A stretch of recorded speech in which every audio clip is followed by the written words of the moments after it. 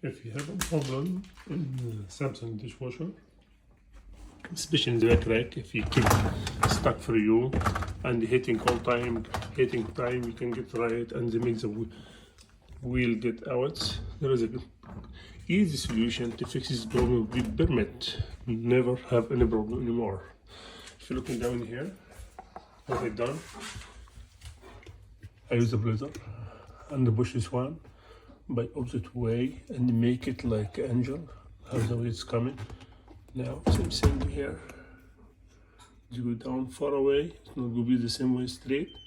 And after this, I have no issue at all in my rack at all. If you're looking, there it is, gone. That is the way it should be, the manufacturer make it. If you're looking down here, how the thing so far away now. Same thing here, so far away. No more issue before. Closing smoothly, open smoothly. We have no issue at all. Very nice. Easy way fix. Permit.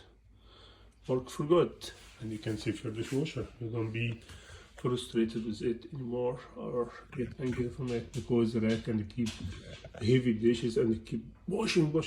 Nothing. Hope you like it. If you like it, please share and like and subscribe. Thank you.